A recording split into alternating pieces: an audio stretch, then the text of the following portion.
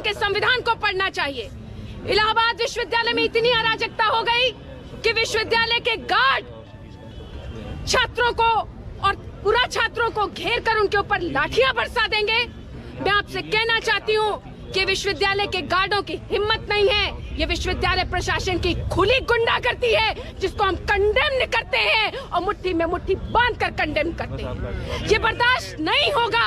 Campus के अंदर किसी भी तरीके से, कल भी छात्रों ने जिस तरीके से अपना एका बनाए रखा और आज उस एके के तहत हम सब फिर से यहाँ पर इकट्ठा हैं, हमको लड़ना होगा। और मैं आपसे कहना चाहती हूँ, जो हमारे वर्तमान छात्र हैं, उनसे भी ये बात कहना चाहती हूँ कि अगर इलाहाबाद विश्वविद्यालय में छात्र संघ होता और अगर इलाहाबाद विश्वविद्यालय में छात्र संघ चुनाव हो रहे होते, हिम्मत नहीं पड़ती किसी गार्ड की आपकी तरफ आंख उठा कर। और ये सिर्फ यही का हाल नहीं है, आपके साथी छात्राएं जिनको इलाहाबाद विश्वविद्यालय के गर्ल्स हॉस्टल में 2 साल से कोरोना में बंद करके रखा गया है, शाम को गार्ड भी उनसे पूछता है रोज तुम्हारा नाम क्या है, और रोज उनसे उनके आई कार्ड की चेकिंग की जाती है, जबकि वो रोज वहीं अंदर से आती जाती है। किस बुरी कदर हमारे विश्वविद्यालय की हालत हो गई है, हमको लड़ना पड़ेगा।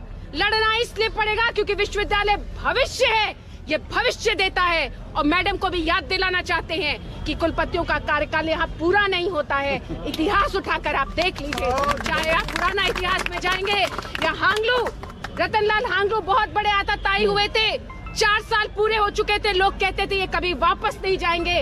और इलाहाबाद विश्वविद्यालय के छात्र छात्राओं ने आंदोलन किया, रतनलाल हांगलू को रातों रात बोरिया बिस्तर उठाकर बांधना पड़ा, सामने आकर उनकी बात करने की हैसियत नहीं बची।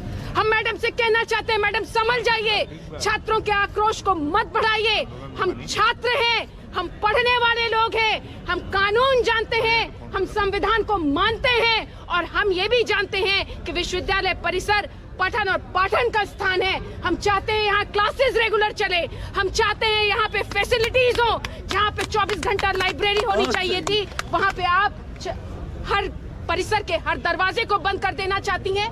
विश्वविद्यालय के छात्रों को अगर चाय पीना हो तो उसको सड़क पर जाना पड़ता है। पूरे विश्वविद्यालय में एक कैंटीन नहीं है, पूरे विश्वविद्यालय में कहीं किताबें नहीं है, और तो और विश्वविद्यालय के शिक्षकों का ये हाल हो चुका है कि उन्होंने पढ़ाई लिखाई छोड़कर विश्वविद्यालय प्रशासन के कदम चूमने का काम शुरू कर दिया है। कहते हैं ना कि तरक्की की फसल हम भी काट लेते अगर थोड़े से तलवे हम भी चाट लेते, लेकिन हमने तलवे चाटना मंजूर नहीं किया है। हम और आपको लड़ना पड़ेगा। ये वही इलाहाबाद विश्वविद्यालय का छात्र संघ भवन है जहां पर रतनलाल हांगलू ने कहा था कि ऑनलाइन परीक्षाएं होंगी, और यही छात्र संघ के पदाधिकारियों ने, सिद्धार्थ गोलू मौजूद है, विक्रांत भी मौजूद होंगे, सूरज भाई मौजूद हैं, जहाँ पे सबने मिलकर यही अनशन किया था। और कुलपति को नहीं, दिल्ली से फरमान आया था कि इस तरीके के तानाशाह फरमान को वापस लिया जाता है, आज इसलिए आप ऑफलाइन परीक्षाएं दे रहे हैं। आपकी लड़ाई हम लोगों ने लड़ी थी, आने वाली पीढ़ियों की लड़ाई आपको लड़नी पड़ेगी। ये लड़ाई सम्मान की लड़ाई है। और मैं आपसे एक अपील अंत में करना चाहती हूँ, क्योंकि कहने को बहुत बातें हैं, लेकिन तमाम साथियों को अपनी बात कहनी है। आंदोलन चलाइए, एका बनाइए, मुट्ठी को बांध के भींच लीजिए, लेकिन इस मुट्ठी को इंकलाब के लिए उठाइए। अराजकता के लिए आपकी मुट्ठी नहीं उठनी चाहिए, क्योंकि जब वायलेंस होगा, जब अराजकता होगी, तो हमारा आंदोलन टूट जाएगा। गवाह है हम लोग, लोक सेवा आयोग का आंदोलन चल रहा था, शांतिपूर्ण आंदोलन चल रहा था, सरकार को समझ में नहीं आ रहा था, पेपर आउट हुआ था, पीछे से पुलिस के लोगों ने आके बस को फूंक दिया और वो आंदोलन वहीं समाप्त हो गया। हम आपसे कहना चाहते हैं कि अगर किसी छात्र का गलती से हाथ उठ भी जाए तो उस हाथ को पकड़ लीजिए, उसको नीचे कर दीजिए। आपको लड़ना होगा क्योंकि आप कानून को मानने वाले लोग हैं। आंदोलन को आपको चलाना आता है, इस आंदोलन को चलाइए। और हम अंत में ये भी कहना चाहते हैं कि विवेकानंद पाठक सर, आप FIR में विश्वविद्यालय के कुलपति समेत सारे लोगों को नामजद करने का काम करिए। गार्डों की हैसियत नहीं है कि हाथ चला देते, ये किसी की उसमें पल रहे हैं। और इस गार्डों की कंपनी का जो टेंडर है वो तत्काल रूप से रद्द किया जाना चाहिए। इस कंपनी का एक गार्ड पूरे इलाहाबाद विश्वविद्यालय परिसर समेत छात्रावास में नहीं देखा जाएगा। हम गार्डों के बिना विश्वविद्यालय को शांतिपूर्ण ढंग से चलाकर दिखा देंगे।